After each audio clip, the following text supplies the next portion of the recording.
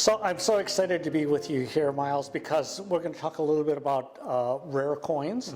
And you've been in the coin business a lot longer than I've been mint director. So you've seen this industry really develop.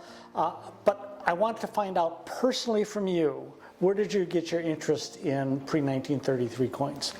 Well, my interest started a long time ago when I was about 8 years old. That's when I started collecting coins, typically out of change. But really the real spark for me and vintage coins was the first Morgan dollar that was ever given to me. So tell me about that. Yeah, well that, actually my grandfather owned a tiny snack shop in a place called Augusta, Michigan. And he would pull coins out of the till in the 40s and 50s of things that he liked.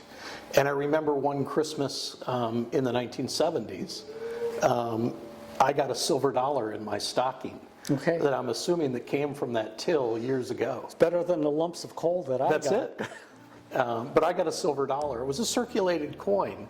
But that design of Miss Liberty cast across the obverse of the coin and that beautiful eagle on the back just captivated me. And I've never lost that allure to a vintage coin like a Morgan dollar as I did then. And it lasted, it's lasted an entire lifetime. Is there certain vintage coins that you're attracted to? Well, there's a lot of them. So there's a lot of them. Obviously I love Morgan and Peace dollars. And I love some of the early type coins. Pre-1933 gold coins are another coin that is very interesting to me. Obviously the allure of gold and the designs that have been done through the multiple series of U.S. gold coins are very captivating to me. Yeah, so you and I have very similar stories because I grew up working in my parents' restaurant, and in a Chinese family, they view the children as part of the economic unit and the ones that they trust to run the cash register. So as soon as I got add, subtract, multiply, and divide, I was at the cash register. And of course, you're not busy all the time because you're constantly not taking customers' money for the checks for their meal. So as a bored kid, I would constantly go through the change drawers and just see what was interesting and what was different.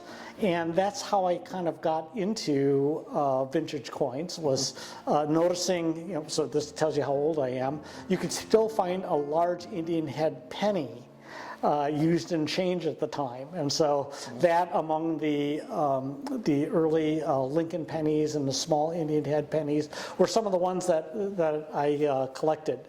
But as a mint director, I reflected back on my love of vintage coins, and I would say it really comes, there's like a couple buckets I think about.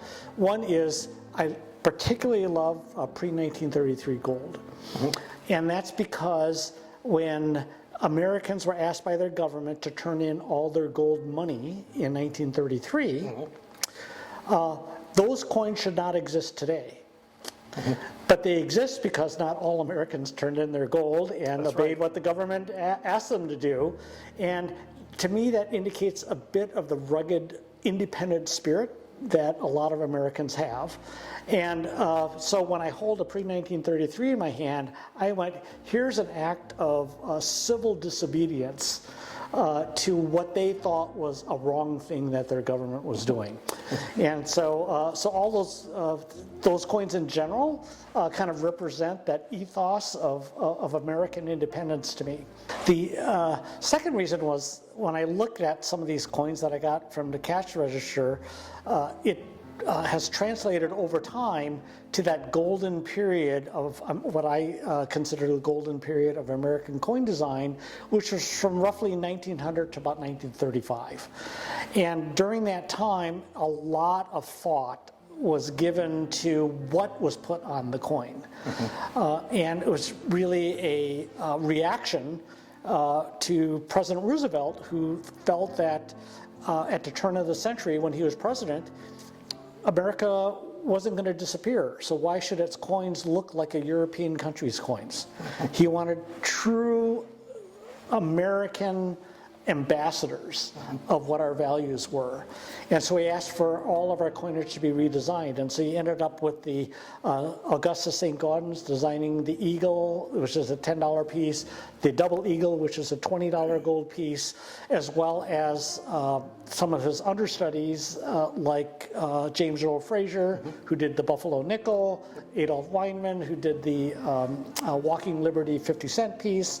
All those coins have a tremendous symbolic message that was built right into the coins to not only remind America about what its values were, but to also be an ambassador for America's values to everybody else. Right. Well, you know, artists, it's amazing when you framed it up that way about that community of artists that were somewhat attached to Augustus St. Gaudens. Even though artists worked very independently, they still had a common theme of what they wanted to accomplish for America. And that did transcend into the coins.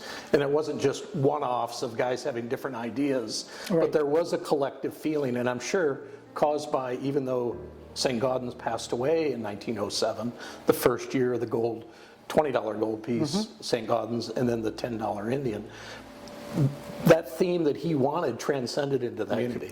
So they must have been very close, at least on that subject. And we got the beautiful coins that we did during that era. Yeah, and a lot of it was the vision that Roosevelt kind of laid out, but it was also part of that part of history was at the turn of the century, going into 1900s, every 100, when you get to an even 100 years, countries back at that time were rethinking what does it mean to be our country, and there's a tremendous amount of nationalism going on at that time. Sibelius ended up writing Finlandia, which continues to serve as Finland's national anthem. There's just a lot of that going on in searching up a country's roots and what does it want to bring forward, and that's what a lot of those coins represent. You know, St. Gaudens Liberty represents a unique kind of freedom and democracy grown only in the United States. Right? And so you look down in the valley of the mountain that she's climbing, and there's a U.S. Capitol. That this version of liberty, which was based in Western civilization, symbolized by her Greek and Roman gown, it wasn't based on an Islamic idea, it wasn't based on an Asian idea, it wasn't based on a South American idea. It was based uniquely in Western civilization, this notion of freedom and democracy. And liberty had already visited the United States and now is going to the rest of the world. And so that's what America believed at the time that that coin was made, and all the other coins that we had mentioned all have similar stories about America's place in the world. There are several reasons why I like these vintage coins, and the first one I mentioned was just that these pre-1933 gold ought not to exist. The second one is the symbolism about America's values that were built right into these coins. And third one's just a personal story that one of the most precious things that my mom gave me when she passed was the remnants of a gold necklace that was part of a necklace and bracelet set that had $5 Indians, infused Indians, and $2.50 infused Indians. And the reason why that was so important to me was it was the gold that her new father-in-law gave her. So the Moy family name could continue going on regardless of what adversity, what economic calamity that she might be living through. She'd have enough money around her neck and her wrists in order to get whatever she needed, including safe passage or a bank loan, in order to keep the Moy family name going. And she accomplished it. Yeah, I'm here today. That's it, exactly.